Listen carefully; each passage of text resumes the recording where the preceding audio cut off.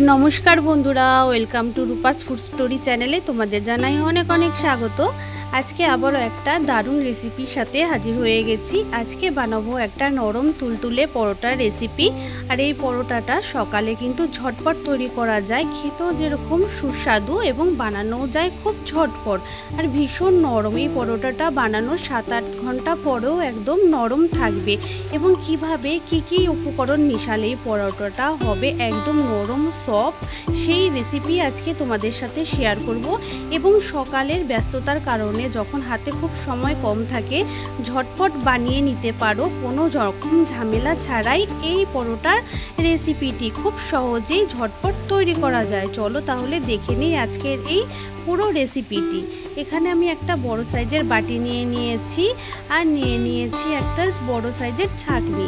এবার আমরা প্রথমে ময়দাটাকে ভালো করে ছেঁকে নেব। ময়দা যে কোনো জিনিস বানানোর আগে প্রথমে ছেঁকে নেওয়াটা খুবই জরুরি, কারণ ময়দার মধ্যে অনেক সময় অনেক নোংরা থাকে। তা এইভাবে ভালো করে ছেঁকে নিলে খুব ভালো হয়। তা ময়দাটাকে আগে খুব ভালো করে প্রথমে ছেঁকে নেব, যাতে ময়লার মধ্যে ময়দাটাকে দেখে নেব কোনো রকম যাতে এর মধ্যে ময়লা না থাকে। দেখো এখানে ময়দাটাকে খুব ভালো করে কিন্তু আমি ছেঁকে নিয়েছি। এবার এই ময়দার মধ্যে আমাদের আস্তে আস্তে কিছু উপকরণ মেশাতে হবে। তা দেখো এখানে আমি 300 গ্রাম মতন ময়দা কিন্তু নিয়ে নিয়েছি। তোমরা চাইলে কম বেশি করে তোমাদের প্রয়োজন অনুযায়ী এখানে ময়দা নিয়ে নিতে পারো। এবার ময়দার মধ্যে দিয়ে দিলাম স্বাদ অনুযায়ী লবণ। চাইলে তোমরা এটা আটা দিয়েও তৈরি করতে পারো, কোনো অসুবিধে নেই। আর এখানে দিয়ে দিয়েছি সামান্য একটু সাদা তেল। এবার সাদা তেল দিয়ে আর লবণ দিয়ে ভালো করে প্রথমে ময়দাটাকে কিন্তু আমাদের ভালো করে সুন্দর করে একটু মেখে নিতে হবে, যাতে সমস্ত ময়দাটা তেল আর লবণের সাথে সুন্দর করে মাখা হয়। দেখো খুব ভালো করে মেখে নিয়েছি। এবার এখানে আজকে আমরা জল ব্যবহার করব না, জলের বদলে দুধ ব্যবহার করব, যার ফলে আজকের আমাদের পরোটাটা হবে নরম এবং তুলতুলে। এইখানে দেখো এবার আমি অল্প অল্প করে দুধ মেশাবো আর ময়দাটাকে খুব ভালো করে কিন্তু আমাদের মেখে নিতে হবে। তো একেবারে কিন্তু প্রথমে দুধ ঢেলে দেব না, এই দুধটাকে আমাদের অল্প অল্প করে দিতে হবে আর সুন্দর করে আমাদের ময়দার ডোটাকে সুন্দর করে মেখে নিতে হবে। দুধটা আমি এখানে গরুর দুধ ব্যবহার করেছি, তোমরা চাইলে যে কোনো লিকুইড দুধ ব্যবহার করতে পারো। আর দুধটাকে আগে ভালো করে জাল দিয়ে ঠান্ডা করে নিয়েছি, কাঁচা দুধ কিন্তু ব্যবহার করছি না। দুধটাকে আগে থেকে জাল করা ছিল, এবার ঠান্ডা করে নিয়ে এই দুধটা দিয়ে ভালো করে ময়দাটাকে সুন্দর করে আমরা মেখে নেব। আর ময়দাটাকে কিন্তু খুব ভালো করে কিন্তু মাখতে হবে। মাখাটা বন্ধুরা যতটা সুন্দর হবে ময়দাও আমাদের পরোটাটাও কিন্তু আজকে পরোটাটা দারুণ নরম তুলতুলে হবে। মাখার উপরেই নির্ভর করবে যে আমাদের পরোটাটা কতটা সফট আর নরম হবে। তাই অবশ্যই ময়দাটাকে কিন্তু খুব ভালো করে চেপে চেপে আমাদের সুন্দর করে কিন্তু মেখে নিতে হবে। দেখো আমি কিন্তু খুব ভালো করে ময়দাটাকে সুন্দর করে মেখে নিয়েছি। এবার এই ময়দার থেকে আমাদের লেচি করে নিতে হবে। তোমরা যেরকম ছোট বড় পরোটা সাইজ রাখতে চাও সেই অনুযায়ী এখানে লেচি কেটে নেবে। তা আমিও এখানে দেখো লেচিটা কেটে নিচ্ছি। আর এখনও পর্যন্ত যেসব বন্ধুরা আমার চ্যানেলটাকে সাবস্ক্রাইব করোনি অবশ্যই তোমরা আমার চ্যানেলটাকে সাবস্ক্রাইব করে নিও এবং ভিডিওটাতে একটা লাইক দিয়ে অবশ্যই পুরো ভিডিওটা দেখে নিও। এবার দেখো আমি এখানে 300 গ্রাম ময়দার থেকে একটু বড় বড়ই করেছি লেচিগুলো। আমার মোট এখানে 6টা মতন লেচি হয়েছে। দেখো 6টা করে নিয়েছি, তোমরা এখান থেকে চাইলে আর একটু কম বা বেশি করে নিতে পারো। এবার সমস্ত লেচিগুলোকে হাতে এরকম ঘুরিয়ে ঘুরিয়ে সুন্দর করে গোল করে নেব। দেখো লেচিগুলোকে গোল করে নিচ্ছি এবং এই কাজটা কিন্তু খুব ঝটপট এবং খুব সহজেই হয়ে যায়। আজকের এই পরোটাটা একদম কোনো ঝামেলা নেই, ঝামেলা ছাড়াই কিন্তু তৈরি করা হয়ে যায়। দেখো এখানে মোট 6টা মতন হয়েছে। এবার আমি একটা প্লেট দিয়ে ঢেকে রাখলাম, যাতে আমাদের যে ময়দার লেচিগুলো এগুলো যাতে শুকনো না হয়ে যায়। খোলা ভাবে রাখলে কিন্তু ওপরটা কিন্তু শুকনো হয়ে যাবে, তাই অবশ্যই একটা হয় ভেজা কাপড় আর নয়তো একটা কোনো থালা দিয়ে ঢেকে রাখতে হবে। তারপর একটা বেলুন পিঁড়ি নিয়ে নিয়েছি, ওপরে একটুখানি দেখো বেলুন পিঁড়ির উপরে ময়দা ছড়িয়ে লেচিটাকে নিয়ে সুন্দর করে আমরা একটা বড় গোল রুটি কিন্তু বানিয়ে নিতে হবে আমাদের। দেখো এখানে আমি একটা বড় সাইজের মাপের প্রথমে একটা গোল রুটি কিন্তু বানিয়ে নেব। এইভাবে দেখো বেলে বেলে একটুখানি ঘুরিয়ে ঘুরিয়ে বড় করে নেবে রুটিটাকে। দেখো রুটিটা কিন্তু আমি একটা বড় সাইজের রুটি কিন্তু তৈরি করে নিয়েছি। তা রুটিটা আমার বানানো কমপ্লিট। এবার এখানে দিয়ে দেব পুর হিসেবে, এখানে ব্যবহার করছি দেখো আমুল দুধ। আর আমুল দুধ খেতে কিন্তু ছোট বড় সকলেই কিন্তু ভীষণ ভালোবাসে। আমুল দুধ কিন্তু ছোটোবেলায় সবাই এমনিতেও কিন্তু আঙুল চেটে চেটে খেতে খুবই ভালোবাসে। আর এই বাচ্চাদেরও এবং বড়দেরও যদি টিফিনে ঝটপট এটা বানিয়ে দেওয়া যায় খুবই ভালো হয় এবং খুব মজা করে খাবে। আর সামান্য একটু চিনির দানা উপর থেকে ছড়িয়ে দিলাম। যদি চিনিটা দিতে অপছন্দ করো তাহলে সেটাও বাদ দিতে পারো, কোনো অসুবিধে নেই।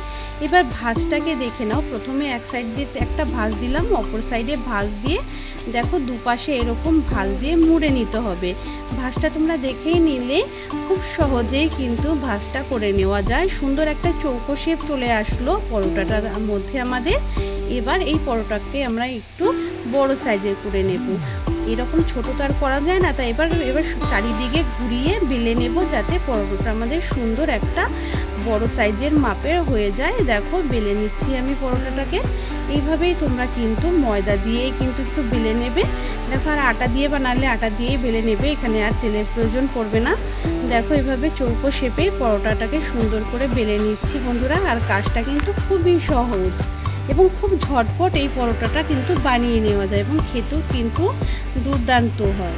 দেখো এইভাবে কিন্তু চৌকো শেপে চারিদিক দিয়ে দেখো এইভাবে একটুখানি বেলে নিলেই রেডি হয়ে গেল আমাদের একটা পরোটা। আর এভাবেই দেখো সমস্ত পরোটাগুলোকে কিন্তু আমি বেলে নিয়েছি। চলো এবার ভেজে নেওয়ার পালা। এখানে দেখো একটা কড়াই গরম করতে বসে দিয়েছি। তোমরা চাইলে তাওয়া বা ফ্রাইং প্যান যেটাতেই সুবিধা হয় সেটার মধ্যে তোমরা ভেজে নিতে পারো। তো আজকের পরোটাটা আমি একটু বেশি তেলেই ভাজবো, যার ফলে পরোটাটাও 7-8 ঘন্টা পরেও কিন্তু দারুণ সুন্দর একই রকম নরম তুলতুলে থাকবে। দেখো একটু বেশি করেই তেল দিয়ে দিয়েছি। তেলটা গরম হয়ে গেলে এবার একটা পরোটা এখানে ছেড়ে দিয়েছি। তো পরোটাটাকে ছেড়ে দেওয়ার পরে নিচটা একটুখানি হওয়া পর্যন্ত একটু অপেক্ষা করব। নিচটা যখন দেখবো একটু হয়ে গেছে তখন আস্তে করে পরোটাটাতে কিন্তু আমাদের উল্টে দিতে হবে।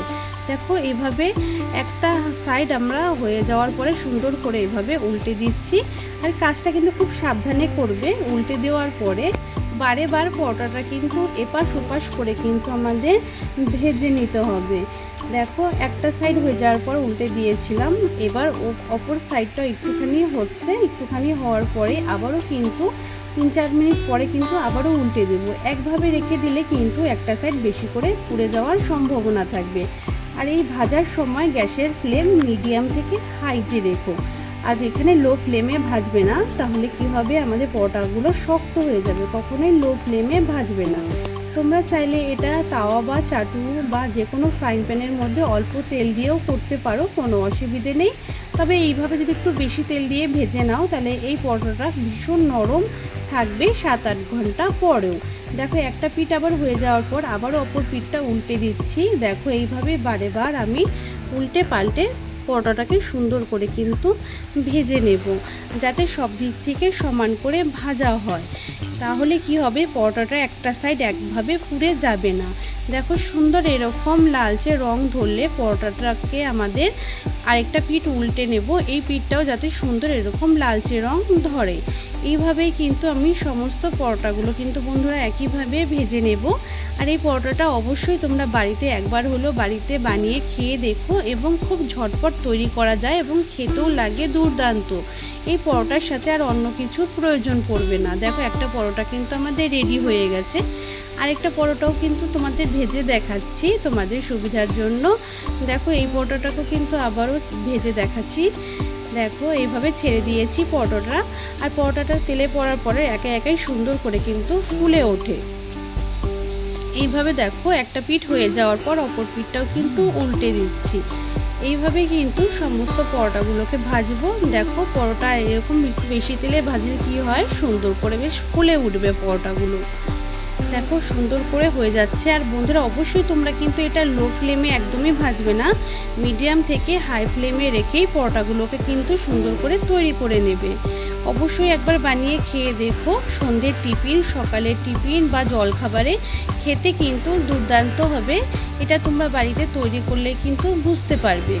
দেখো এইভাবে উল্টে পাল্টে ভেজে নিচ্ছি। আর কত সুন্দর ভাজা হচ্ছে পরোটাগুলো। দেখো একদম ভাজতেও কিন্তু বেশিক্ষণ সময় লাগে না। দেখো 3 থেকে 4 মিনিট বা 5 মিনিটের মধ্যে একটা পরোটা কিন্তু আমাদের ভাজা কিন্তু হয়ে যায়। দেখো কত তাড়াতাড়ি ভাজা হয়ে গেল এই পরোটাটাও। এবার সমস্ত পরোটাগুলো কিন্তু আমি একইভাবে ভেজে নিয়েছি। আর এই পরোটাগুলো খেতে কিন্তু দারুণ হয়, আর এর সাথে অন্য কোনো কিছুর প্রয়োজন পড়ে না, শুধু শুধু এই পরোটাগুলো খাওয়া যায়। যেহেতু এখানে পরোটার ভিতরে আমরা চিনি আর আমুল দুধের এখানে কিন্তু পুর দেওয়া আছে, এর জন্য আর অন্য কিছু কিন্তু প্রয়োজন কিন্তু পড়ে না। এর জন্য দেখো এইভাবে আমি সমস্ত পরোটাগুলোকে দেখো রেডি করে নিয়েছি। দেখো আর পরোটাগুলো হাতে নিয়ে দেখাচ্ছি কত সুন্দর সফট আর নরম হয়েছে। হাতে ভাঁজ করলে কিন্তু বোঝা যাচ্ছে পরোটাগুলো যে কতটা সফট আর নরম হয়েছে। দেখো হাতে ভাঁজ করার পরেও কিন্তু পরোটাগুলো একইভাবে ছেড়ে দিলে একই রকম হয়ে যাচ্ছে পরোটাগুলো। দেখো একটা ছিঁড়ে দেখাচ্ছি, ভেতরটাও দেখো কত সুন্দর হয়েছে, নরম, এবং আমুল দুধ আর চিনির পুরো পুর কিন্তু মিশে গেছে। আর খেতে হবে কিন্তু দুর্দান্ত। অবশ্যই বন্ধুরা তাই অবশ্যই এই রেসিপিটা তোমরা বাড়িতে ট্রাই করো। তো আজকের ভিডিওটা অবশ্যই বন্ধুরা তোমাদের কাছে নিশ্চয়ই ভালো লেগেছে। দেখো হাতে চাপ দেওয়ার পরেও কিন্তু পরোটা কিন্তু আবার কিন্তু একই রকম হয়ে যাচ্ছে। কতটা তাহলে সফট হয়েছে আজকের পরোটাটা। অবশ্যই বাড়িতে বানিয়ে নিও এবং আমাকে কমেন্ট করে জানিও কেমন হয়েছে আজকের এই পরোটা রেসিপি। যদি পরোটা রেসিপি তোমাদের কাছে ভালো লেগে থাকে অবশ্যই এই ভিডিওটাতে একটা লাইক করো, এবং এই ভিডিওটা আরও অন্যান্য এবং ফ্যামিলির মাঝে, অন্য বন্ধুদের মাঝে বেশি বেশি করে শেয়ার করে দিও। আর আমার চ্যানেলে নতুন বন্ধু হলে অবশ্যই চ্যানেলটা সাবস্ক্রাইব করে নিও, বেল বাটনটা প্রেস করে দিও। আমি যখন কোনো নতুন ভিডিও আপলোড করব সেই ভিডিও নোটিফিকেশান সবার আগে তোমাদের কাছে পৌঁছে যাবে। আমার পুরো ভিডিওটা দেখার জন্য তোমাদের জানাই অনেক অনেক ধন্যবাদ। এইভাবেই তোমরা সবসময় পাশে থেকে